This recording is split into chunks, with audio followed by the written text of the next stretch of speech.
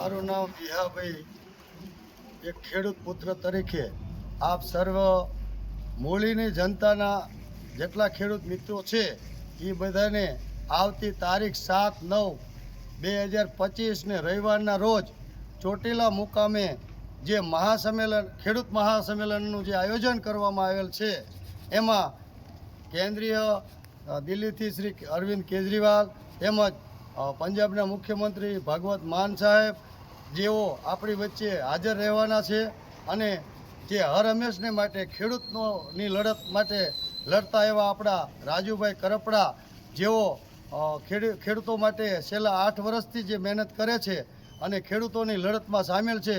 તો આવો બધા સાથે મળી મોટી સંખ્યામાં ખેડૂતો ભેગા થાય અને ખેડૂત મહાસંમેલન બહુ સારું થાય એ માટે આપ બધા ખેડૂતોને આહવાન કરવામાં આવે છે. જય જવાન જય કિસાન. ખેડૂત ભાઈઓ બધાને મારે જાણ કરવામાં આવે છે કે 7 તારીખ 9મો મહિનો અને રવિવાર ચોટીલા મિટિંગ રાખેલ છે. તમામ ખેડૂતોને હું નમ્ર વિનંતી કરું છું કે કેજરીવાલ સાહેબ આવે છે, પંજાબના મુખ્યમંત્રી પણ આવે છે. શું કામ આવશે હું તમને જાણ કરું કે અત્યારે આ કેન્દ્ર સરકારે અત્યારે કપાસની આયાત કરવાનું કીધું. તમે વિચાર તો કરો કે હવે ખેડૂતના હાથમાં અત્યારે કપા બંધ ચાલુ થઈ ગયું. અત્યારે માર્કેટિંગ યાર્ડમાં નવો કપા 10 મણ 15 મણ 20 મણ 50 મણ કપાની આવક ચાલુ થઈ છે અને તારે તમે બહારથી કપા ખરીદો તો કપાની શું પોઝિશન થાય કે મહિના પછી હજી ધોમ કપાની આવક થવાની એટલે ખેડૂતને કોઈને પણ ભાવ આવે નહીં. આ સરકાર ખેડૂત વિરોધી કહેવાય. શું કામ કહેવાય કે અત્યારે કપાની આવક હમુકની નિકાસ કરવી પડે, નિકાસના બદલે આયાત કરી. તમે વિચાર તો કરો. આ સરકાર એમ કહે કે ખેડૂતને ડબલ આવક હશું, કોઈ ડબલ આવક થાય, ડબલ ઘટે હમુકની આવક ડબલ થાય નહીં. એટલે તમામ ખેડૂતોને હું નમ્ર વિનંતી કરું છું કે ભાજપમાં હોય, કોંગ્રેસમાં હોય, આપમાં હોય, એના કાજુથી આપણે ના આવવાનું. આપણા હકની કાજુ લડાઈ માટે આવવાનું છે અને આપણા કપાના ભાવ નીચા બેસવાના છે. એટલે તમામ ખેડૂતોને નમ્ર હાથ જોડીને વિનંતી કરું છું કે ગામો ગામેથી 500 જણા આવો અને આ કપાની નિકાસ બંધ થવી પડે અને બંધ ના થાય ને તો ભાજપને ઊંધી ઠોકવી પડે. તાલુકા પંચાયત જિલ્લા પંચાયત ચૂંટણી આવે ને ત્યારે ગામો ગામથી પ્રતિજ્ઞા લો કે આ ભાજપ સરકારને કાઢવાની છે તો જ આ સરકારને ખબર પડે. અત્યારે આયાત કરવાની નિકાસ કરવાની હોય, તમે આયાત કરો એટલે ભાવ ઘટે. એટલે સરકારની મેં ક્યાં ખેડૂતને પતન કરવા માટે આ ખેડૂતની સરકાર છે.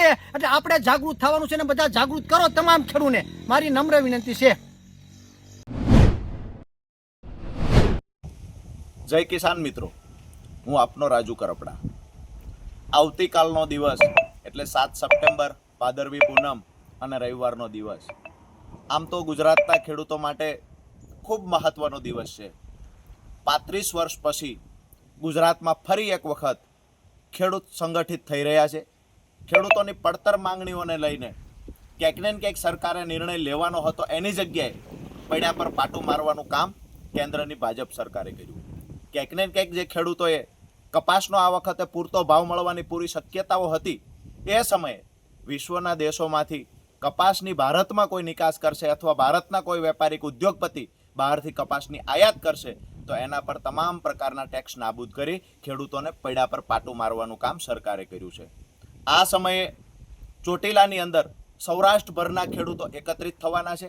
1987 પછી સરકાર સામે પડતર માંગણીઓને લઈને ખેડૂતો સંગઠિત થયા નથી. એવડી મોટી સંખ્યામાં ખેડૂતો સંગઠિત થવા જઈ રહ્યા છે. આ સંમેલનમાં આમ આદમી પાર્ટીના રાષ્ટ્રીય સંયોજક માન્ય અરવિંદ કેજરીવાલજી પણ ખેડૂતોની લડાઈમાં સહભાગી થવા પધારી રહ્યા છે. ગુજરાત પ્રદેશના નેતા ઈસુદાનભાઈ ગઢવી હોય, ગોપાલભાઈ ઇટાલિયા, હેમંતભાઈ ખવા, સાગરભાઈ રબારી, મનોજભાઈ સોરઠિયા, તમામ નેતાઓ ચોટીલા આવી રહ્યા છે. લડાઈ કોની છે? લડાઈ જગતના બાપની છે. પહેલી વખત 1987 પછી ખેડૂત મેદાનમાં ઉતર્યો છે. તમામ મિત્રોને એક વિનંતી કરીશ, છેલ્લા 8 વર્ષથી જ્યારે પણ તમે અવાજ ઉઠાવ્યો છે, જ્યારે પણ મને હાકલ કરી છે, ત્યારે હું તમારી વચ્ચે આવીને ઊભો રહ્યો છું. આજે હું રાજુ કરપડા તમામ ખેડૂતોને હાકલ કરું છું. આવતીકાલે ટાઢ હોય, તડકો હોય કે બારે મેઘ ખાંગા થયેલો વરસાદ હોય, આ તમામ પરિસ્થિતિઓની વચ્ચે પણ આપણે જગતના બાપ છીએ. આપણી તાકાત બતાવવાનો સમય પાકી ગયો છે.